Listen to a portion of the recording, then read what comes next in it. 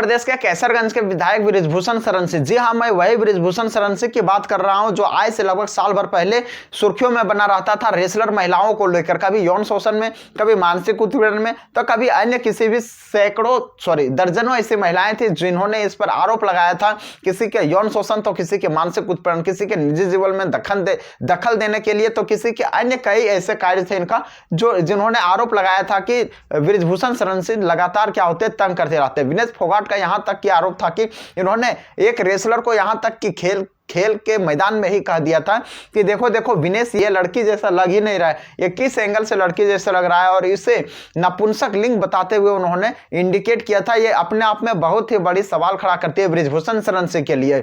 और यहां तक कि इन्होंने मीडिया के ऊपर भी इन्होंने बहसबाजी यानी कि बेढंगा तरीके से बात करने की इनके ऊपर आरोप लगा हुआ है। ये वीडियो में भी देख सकते हैं कि कई ऐसे वीडियो इनका सोशल मीडिया पर मिल जाता है जहां पे ये मीडिया से बेढंगा तरीके से पेशकश होते हुए नजर आती है जब मीडिया इसे सत्ता छोड़ने की बात करती है। हालांकि भाई आप गलत हो तो सिंपल सी बात है, आप सत्ता छोड़ दो। इन्होंने क्या किया है कि ना इनको सत्ता भी प्यारा है, उधर कुश्ती महासंघ भी प्यारा है, दोनों की अध्यक्षता में रहना चाहते हैं। और लोग जो सैकड़ों महिलाएं जो इनके ऊपर जो प्रोटेस्ट कर रही थी दिल्ली के जंतर मंतर में, वो कोई गलत नहीं थी। हालांकि जांच का विषय, और जांच का विषय हमेशा चलते रहता है, इनके ऊपर हमेशा जांच का विषय चलते रहता है, लेकिन इनके ऊपर कोई रिजल्ट आता है नहीं, कुछ पता ही नहीं चलता है इनके ऊपर।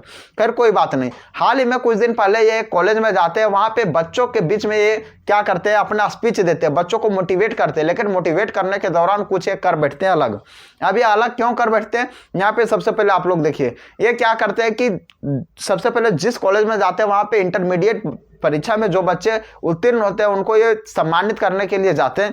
वहां पे इनको जब स्पीच देने की बारी आती थी अपनी कहानी बताने लगते हैं, और अपनी कहानी बताने के दौरान क्या करते हैं कि जब ये 8वीं कक्षा में थे उस समय इन्होंने 2 साल लगातार फेल किया था, उन कहानी को भी ये लाते हैं। और वहां पे जब फेल होने के पश्चात तीसरे साल जब आया तो इनके लिए क्या हो गया कि होम सेंटर के अलावा बोर्ड सेंटर देने लगा। उस समय सरकार ने नया नीति लागू कर दी, बोर्ड सेंटर देने लगी, और बोर्ड सेंटर लाने के पश्चात क्या हुआ, बोर्ड सेंटर देने लगे। और ये इंग्लिश में पढ़ने में बहुत कमजोर थे। अब इंग्लिश में पढ़ने में कमजोर थे तो वहां पे जब सेंटर में जब एग्जाम देने गए थे इंग्लिश में, उस समय क्या हुआ कि एक इनके बगल में एक तिवारी नाम का एक लड़का बैठा था। अब लड़का बैठने के पश्चात में इन्होंने बोला उनको कि लिख दो, यानी कि इनका कॉपी में वो अपने कॉपी में लिखने के लिए बोले, और वह लड़का ने इससे साफ साफ मना कर दिया। अब साफ साफ मना करने के पश्चात से इन्होंने उनको मार डालने की धमकी दे डाले, यानी पैर हाथ तोड़ने की धमकी दे डाले।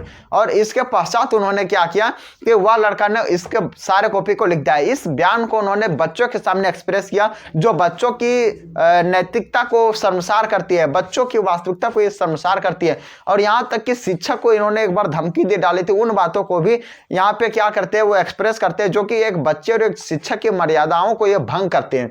खैर बृजभूषण शरण सिंह के बारे में आप लोगों की क्या राय है, कृपया अपनी राय कमेंट में जरूर लिखना। मिलते हैं फिर नेक्स्ट वीडियो में।